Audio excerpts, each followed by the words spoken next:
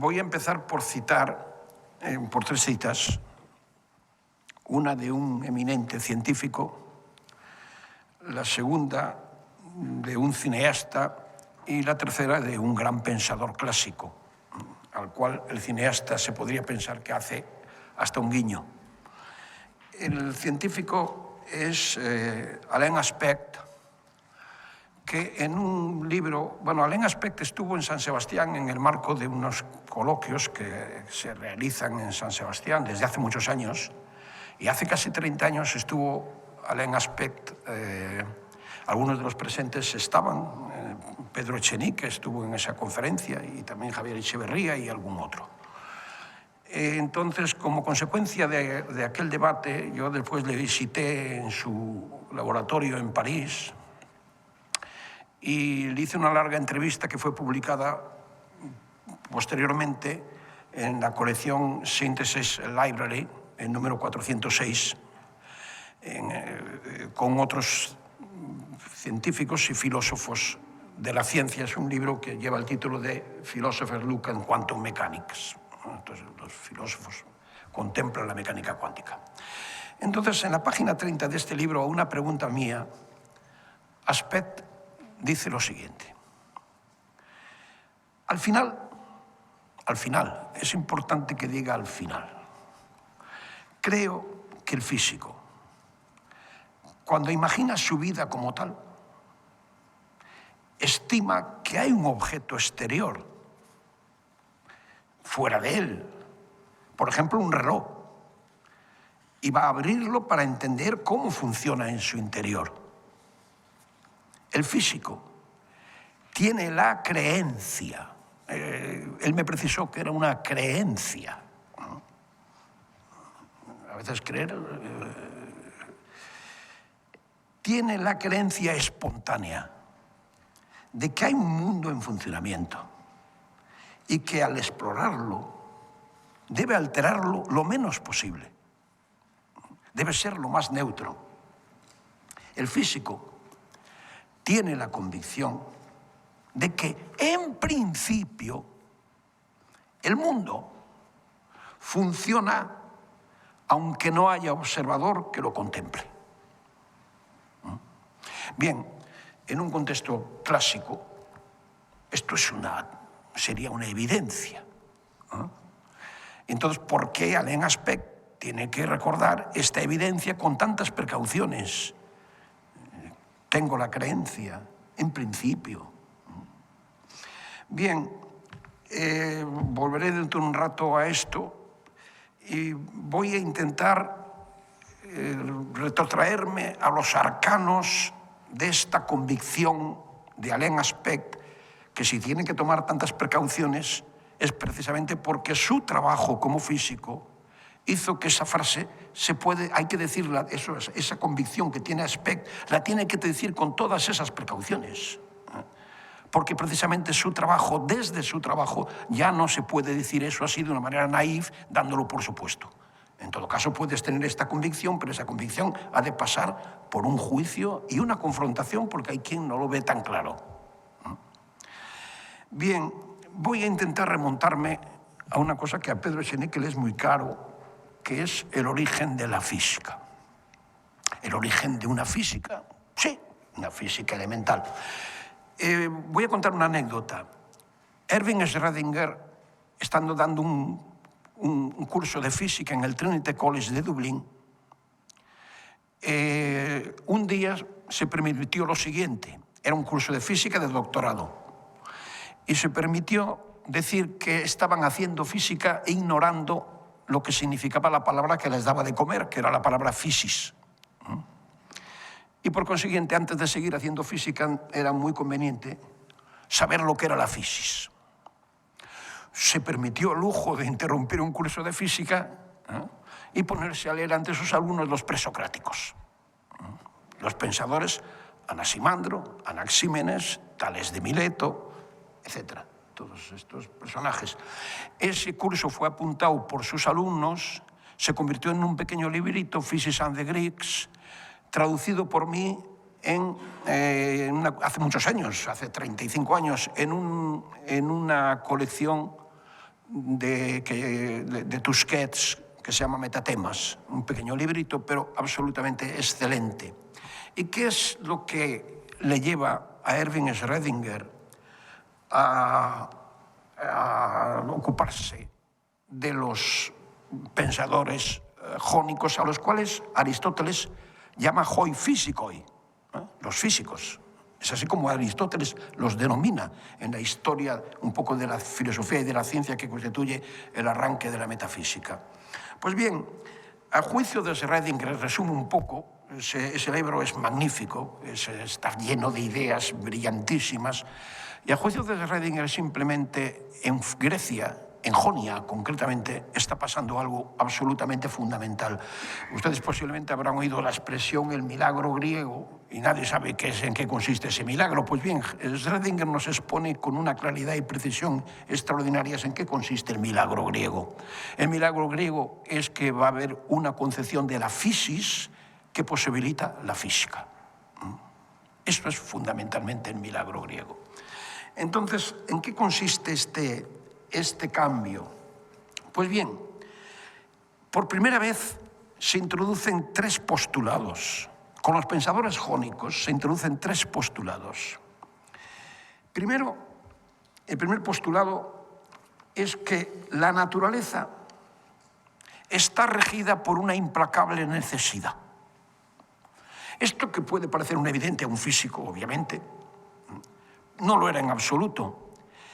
Si ustedes leen a Homero o leen a Hesiodo, la palabra physis aparece, pero aquello es como un teatro en el cual intervienen los dioses. Hay cosas raras, hay voluntades que pueden intervenir en la naturaleza. Así no hay manera de hacer una física. Tienes que estimar que la naturaleza responde a una necesidad estricta. Segundo postulado, importantísimo, un optimismo noseológico. Tú podías pensar, puede haber una civilización que diga, de acuerdo, la naturaleza responde a una necesidad, pero desgraciadamente esa necesidad no es cognoscible, no es abordable por nuestra inteligencia, dijéramos. Nosotros no podemos conocer la naturaleza. Si dices que la puedes conocer, has introducido un presupuesto que puedes introducir al contrario. Puedes ser escéptico y decir, sí, la naturaleza tiene una necesidad, pero no hay quien conozca esa necesidad. Eso es un postulado de optimismo noseológico, sin el cual, obviamente, nadie tendría ese espíritu que Aspect dice, el físico quiere. Y el tercer postulado es aquel que a Schrödinger le parece absolutamente fundamental. Y es bastante lógico, aquí hay bastantes físicos, es bastante lógico que sea precisamente, ayer salían las ecuaciones de Schrödinger, el hombre de las ecuaciones, de esas ecuaciones, el que introduce la importancia del tercer postulado.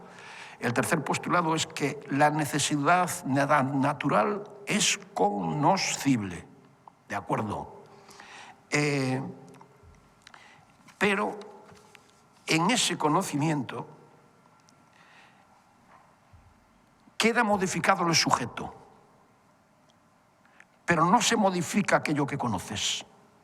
De hecho, un ejemplo, si tú creías que era la Tierra la que estaba en el centro y el Sol giraba, en el momento en el cual has conseguido, tienes hipótesis, bases para decir que es al revés, tú has sido transformado. Tú te has transformado, pero la Tierra y el Sol no se han transformado. Este tercer postulado es una de las bases de lo que se llama el realismo, en el sentido einsteiniano. Si tú dudaras de que efectivamente el conocimiento, como dice Aspect ha de ser lo más neutro posible, evidentemente, si el conocimiento perturbara aquello que conoce, si el hecho de que nosotros sabemos que el Sol está en el centro y que la Tierra es la que gira, pues si eso perturbara la situación, pues no habría física en el sentido que justamente Schrödinger determina precisamente porque sabe que algo está pasando. Pues bien, de estos tres postulados siguen una serie de corolarios. Y los corolarios son importantísimos. Estos corolarios que se siguen de estos postulados es lo que yo llamo los principios ontológicos. Y estos principios han funcionado desde Tales de Mileto, pasando por Aristóteles, la revolución científica, Einstein incluido, excepto este momento rarísimo e inexplicable que es la gravitación newtoniana. Los postulados, y eso se supera, son los siguientes. En principio, se excluyen ciertas cosas, se excluyen que puedan pasar ciertas cosas. Hay ciertas cosas que no serían compatibles con la física. Por ejemplo, se excluye que un evento carezca de una causa que le precede. En el bien entendido de que lo anterior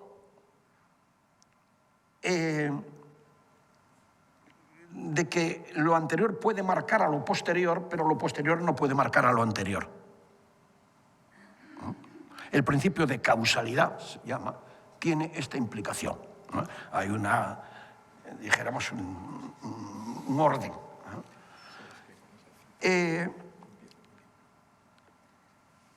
Bien, otro postulado importantísimo, traducido en términos contemporáneos, pero que Aristóteles lo presenta de otra manera, pero es exactamente el mismo,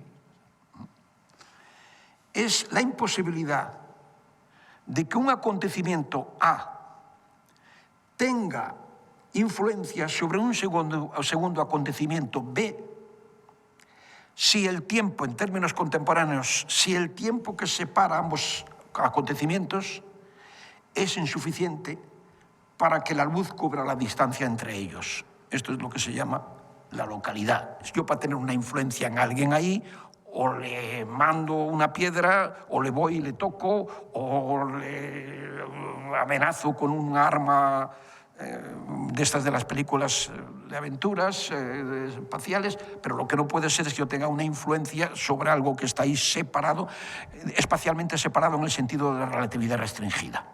No puedo tener influencia. Por eso, la relatividad, la gravitación newtoniana era para el propio Newton un maldacap, que se dice en Cataluña, un rompecabezas.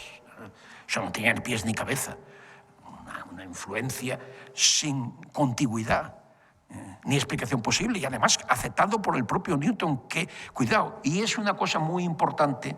Digo esto porque ayer salió la discusión y no tuvimos tiempo porque claro, la noche se alargaba. Evidentemente Newton describe perfectamente el cómo, pero no es cierto que Newton no le doliera la ausencia del porqué.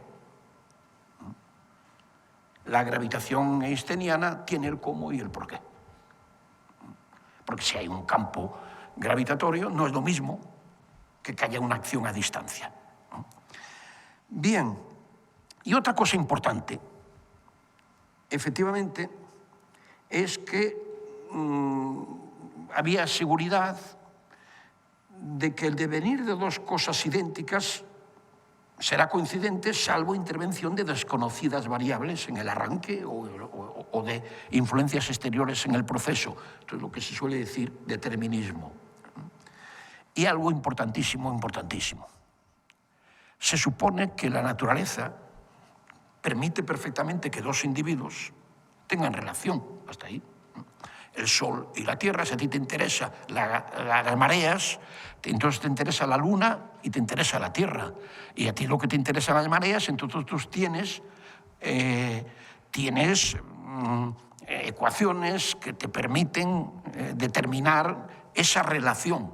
Pero lo que no te pasa por la cabeza es que como tienes ecuaciones que te permiten determinar esta relación, no vas a tener, dicho en la jerga, el objeto, dijéramos, el vector del espacio de Hilbert que te permita decir que hay Sol y que hay Luna. La relación no debe excluir a los relacionados. Eso es el principio de individuación. La relación no excluye la individuación. Sin esos cuatro principios hay textos de Einstein, en los cuales, textos metateóricos, dijéramos, de Einstein, en los cuales él que vio venir, dice que sin estos 4 principios no hay ciencia, no hay física que valga. Eso hay muchos textos de Einstein en el cual afirma eso explícitamente. Es decir, que o menos llega a decir, no tengo aquí ahora alguno de los textos, pero créanme, puedo mandarlo a quien le interesen, llega a decir que al menos en el sentido clásico de la palabra física no hay manera. Entonces, ¿esto qué le lleva a Einstein? Le lleva a Einstein a avanzar una teoría que es la de las variables ocultas, que permitía hacer compatible simplemente algunas de las cosas a las cuales el propio Einstein había contribuido. Por ejemplo, pues esta historia del efecto fotoeléctrico y tal. Él había contribuido a estos rompecabezas y hacerlas compatibles con la realidad tradicional, por así decirlo, con el mundo como debe ser. Einstein era en ontología un ortodoxo, un clásico, un conservador. Lo que ocurre es que era revolucionario en su práctica científica, pero era conservador en su... Bien, para resumir, porque es bastante sabido, el experimento de Aspect, que fue de los primeros, después ha habido muchos otros, pero el primero fue él, claro, como siempre el primero. Pues ha habido algunos mucho más espectaculares. Seilenger hizo un experimento absolutamente espectacular, compartió con él el premio Nobel, pero Aspect hizo un experimento que ponía definitivamente en cuestión la posibilidad de hacer compatible la posibilidad de la teoría de las variables ocultas de Einstein, cuyo propósito era simplemente hacer compatible la física cuántica con los principios ontológicos y filosóficos tradicionales a los cuales él no estaba dispuesto a renunciar. Se puede decir que en este sentido murió fracasado, en este sentido, obviamente. Murió fracasado porque hubo el teorema de Bell y el experimento de Aspect, que fueron muy difíciles para él. Por otra parte, murió fracasado y hasta cierto un poco amargado, ¿no? Porque en las visitas que se le hacían de vez en cuando, él tenía la impresión de que le consideraba ya así el genio absoluto, porque estaba un poco atrasado, no veía venir bien las cosas. Bien, en base a esto, ¿qué es lo que intentaba decir? Que si se ponen en cuestión, imaginemos que haya razones para que los físicos mismos pongan en cuestión estos principios. Estos principios que son en principio los principios ontológicos reguladores del orden natural. Esto es la sospecha de Aspect. Yo tengo otro texto de John Bell en el cual viene a decir casi lo mismo que Aspect. Dice, a mí, si me ponen contra la pared, dice John Bell, digo que hay un mundo ahí exterior, y que yo lo que hago, y yo soy... Dice, es muy difícil no ser realista. Dice, casi pese a mi propio teorema y a lo que va a venir, porque iba a venir el experimento de Aspect, que confirmaba el teorema de Bell. Entonces, si esos corolarios ontológicos de los postulados fundamentales que posibilitan una física en el sentido tradicional son puestos en tela de juicio, ¿qué pasa si se muestran frágiles, si surgiera la sospecha de que la naturaleza pudiera en realidad no responder a los mismos? Y si se considera que estos principios son la base de la ordenación de las cosas, incluso, como dice Einstein, la base de la ordenación de nuestras vidas, porque vivimos según el principio de localidad. Nadie se le ocurre, en una sociedad primitiva, a lo mejor, tú quieres hacerle daño a uno que está lejos, igual vas al curandero, a ver si... Pero tú no lo sabes, puedes hacer. En todo caso, el curandero o el hechicero, que tiene virtudes raras, pero tú vives en la localidad. Entonces, si estos principios que permiten sostener la existencia de una realidad física independiente del ser de juicio, del sujeto humano, si resulta que no son de la naturaleza, ¿qué pregunta surge? Pues que a lo mejor, imagina que consiguiéramos sustituirlos por otros. Esto es una precisión importante. Imaginemos que consiguiéramos sustituirlos por otros, porque nadie sustituye el principio de localidad por un otro principio. Cuando se habla de no localidad, se dice no localidad. No hay un principio alternativo a la localidad. Se dice, no, nadie ha conseguido hacer, decir, estamos en la no localidad. No en una cosa que se ha formulado como se formula la localidad. Pero supongamos que se llegaran a formular.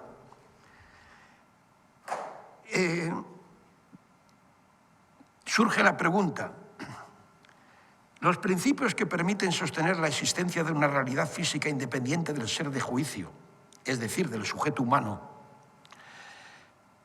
resulta que parecen resultado de un posicionamiento del propio ser humano.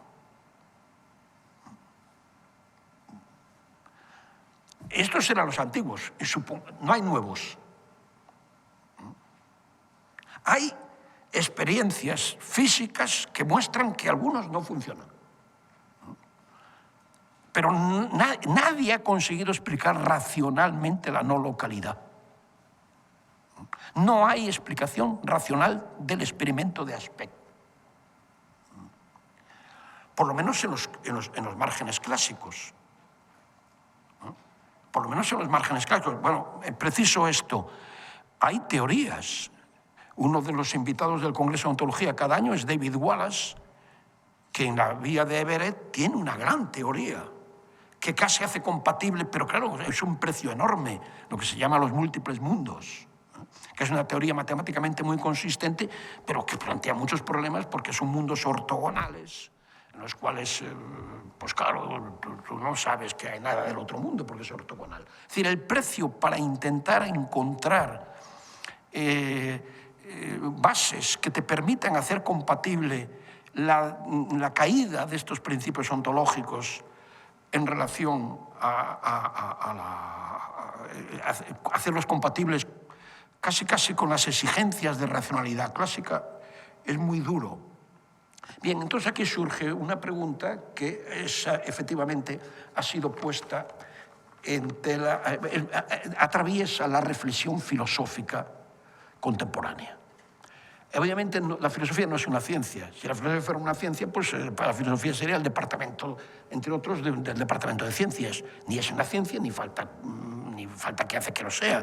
Lo que pasa es que la filosofía sí tiene obligación de preocuparse por las cosas que le pasan a la ciencia. Y cuando la ciencia te están diciendo, oye, mira, aquí hay unos señores que te dicen que al nivel micro no funciona la localidad, ni la individuación, no me he podido detener eso por detalle, pero es que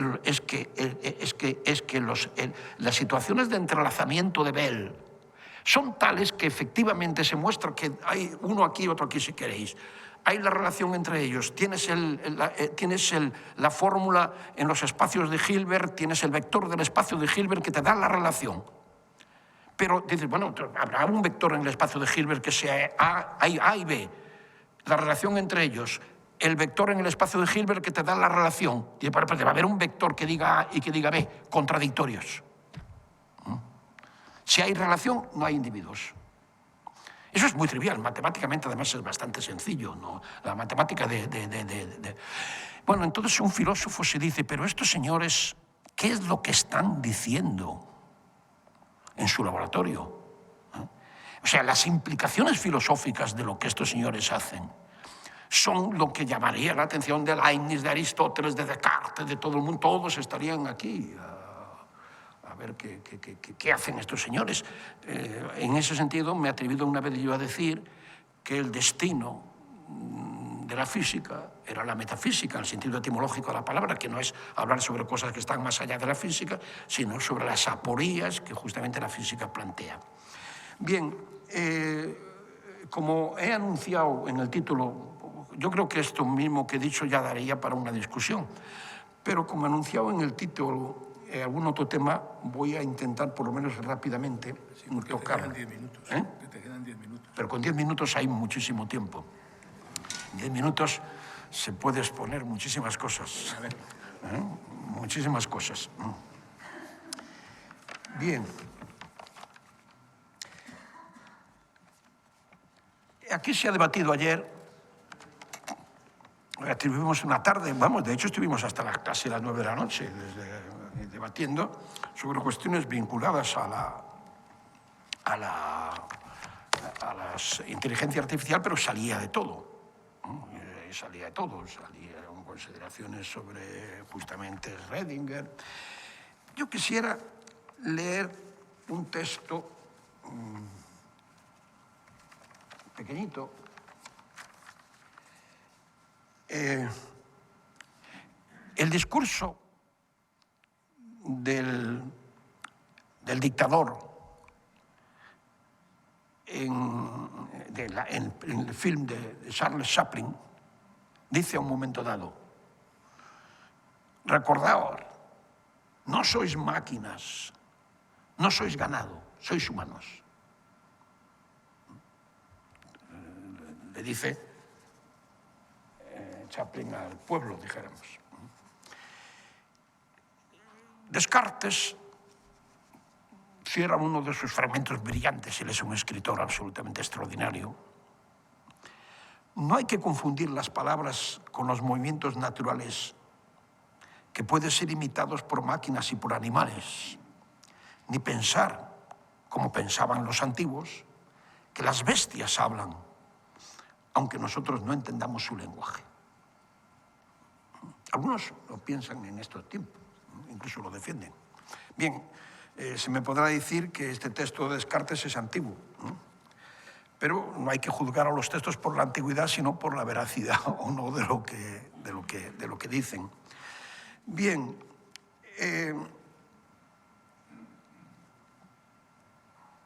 el asunto que aquí ya Descartes plantea y que está planteado es obviamente dilucidar si seres animales no humanos o incluso seres maquinales son o no susceptibles de enfrentarse al entorno siguiendo las pautas que nosotros seguimos. Esto es el asunto.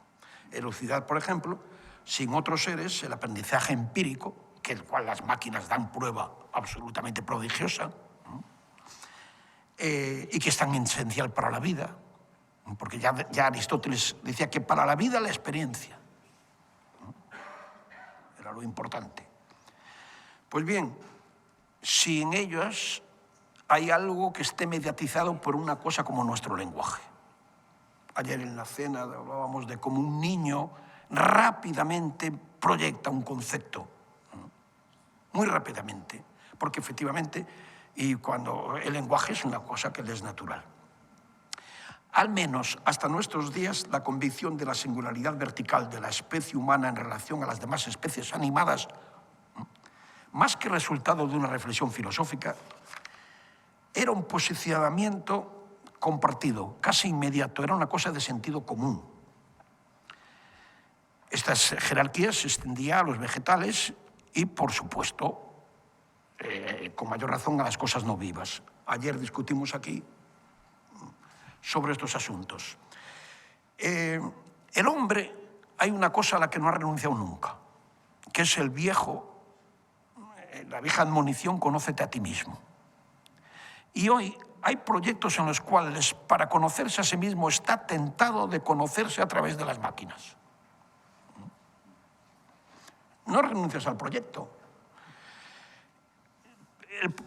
¿Por qué? Porque a pesar de proyectos tan ambiciosos como el que trabaja Juste, presentado como el equivalente en el campo de la neurociencia de lo que el proyecto Genoma Humano hubiera sido en el campo de la genética, en general, no sé si alguien me contradice, los científicos suelen admitir que están perplejos en lo que se refiere al cerebro humano, o sea, que sabemos muy poco. Obviamente, entonces, si sabemos muy poco y nos conviene saber, pues no estaría mal que una máquina nos enseñara, ¿no? El problema es que de las máquinas también sabemos muy poco. Y ahí traes un lío. Ayer salió un tema que es una de las máquinas de las que más se habla por sus efectos, que es el célebre AlphaFold. Se ha dicho y repetido que efectivamente hace previsiones que ningún humano había sido capaz de prever. Se sabía perfectamente los resultados de que los pliegues de los polipéptidos de las proteínas, si hacían mal, resulta que podía haber enfermedades degenerativas.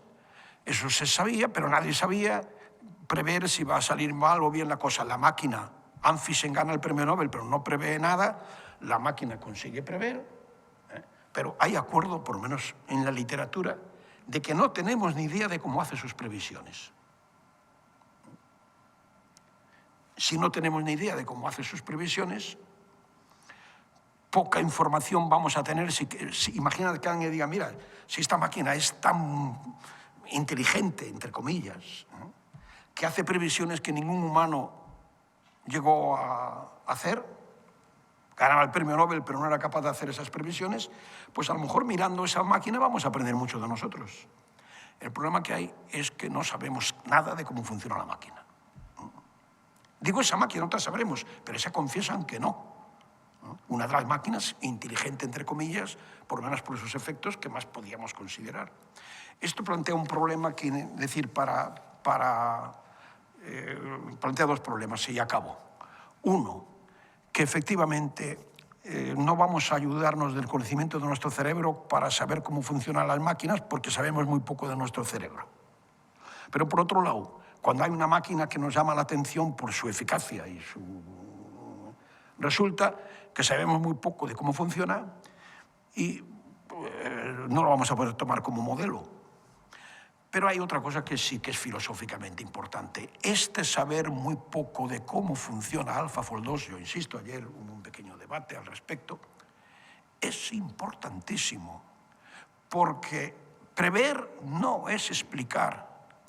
Y si la ciencia se hubiera limitado a las previsiones y a las descripciones, muchos grandes pasos de la ciencia no se hubieran hecho.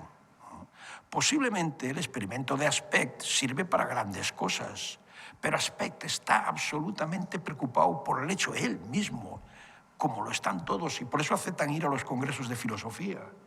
Si no, no aceptarían, como lo están todos, porque a Aspect le parece un escándalo que su experimento no tenga explicación hasta hoy. O porque aquellas explicaciones que se dan entran en contradicción con otros, y les puedo asegurar que la hermenéutica ahí es tan tremenda que la hermenéutica que tenían los escolásticos respecto a la naturaleza, a cómo interpretar la naturaleza creada por Dios, pues al lado de la que tienen hoy, no la física cuántica, porque todos los que hacen hermenéutica de la física cuántica, todos están de acuerdo en las descripciones y previsiones cuánticas, todos, y además todos aceptan el formalismo. Es cómo interpretar ese formalismo. Entonces, quiero acabar con una última consideración, y realmente la última, haciendo alusión a la frase de mi título. Cuando se habla de la inteligencia, de la maquinal, por oposición a la nuestra, resumo, nuestra inteligencia es una inteligencia que hace juicios cognoscitivos, juicios éticos y juicios estéticos todo el tiempo.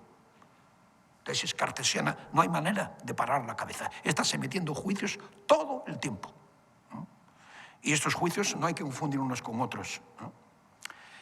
Bien, a veces nosotros nos olvidamos. Hay una cosa que me llama la atención, no sé si los que sois de la profesión me corregís, creo que le llaman algunos olvido catastrófico, al hecho de que si tú tienes una máquina que ha aprendido a jugar al ajedrez y le cambias el tablero, esa máquina tienes que empezar a cero. Bien, se le llama olvido. A mí me llamó la atención olvido catastrófico. Ese es un olvido.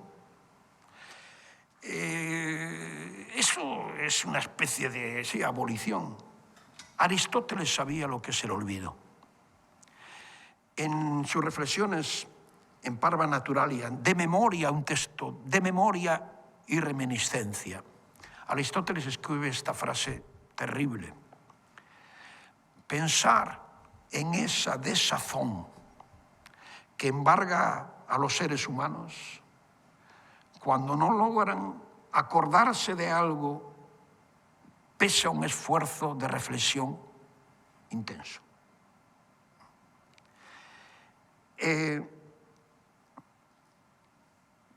lo que Aristóteles apunta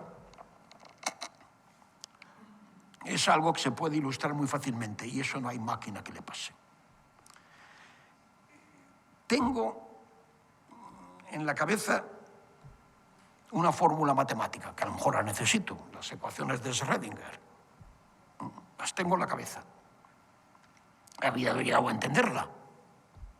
Me es necesaria, a lo mejor para mi clase. Dispongo de la misma con vista a la integración en otras fórmulas o a su utilización fuera del ámbito de las matemáticas. Forma parte de mi bagaje. Un tiempo, solo un tiempo. De repente deja de estar esa fórmula precisa. Cuando más la necesitaba, quizás. Cualquier estudiante de matemáticas ha pasado por estas situaciones. ¿Se ha perdido? No. Se ha olvidado. Ha ido a un abismo del cual hay que recuperarla, a veces con un esfuerzo tremendo. Se ha sumergido. Aquí hay una confrontación con Platón. Platón decía que las matemáticas eran un espacio estable. Al final Platón convierte las ideas, bueno, los platónicos tardíos, todo en entidades matemáticas. Las matemáticas eran un espacio estable que por participación gozábamos de ellas. No es así como funciona. Muchas veces hay que recuperarlas de un fondo, de una especie de abismo. Esta fragilidad a la que alude Aristóteles es constitutiva de nuestra inteligencia. Lo que ahora se hace presente puede dejar de estarlo.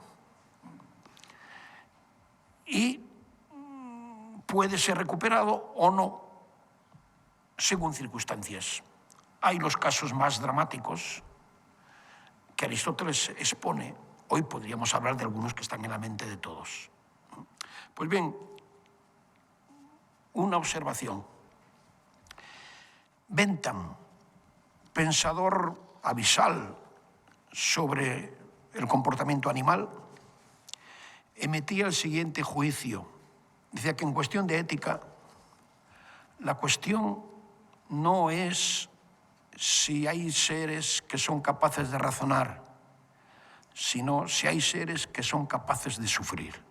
Y por esto, Peter Singer, por ejemplo, que es un discípulo de Bentham, reivindica la homologación en derechos de ciertos animales en base a que el problema no es si son capaces de razonar, sino si son capaces de sufrir.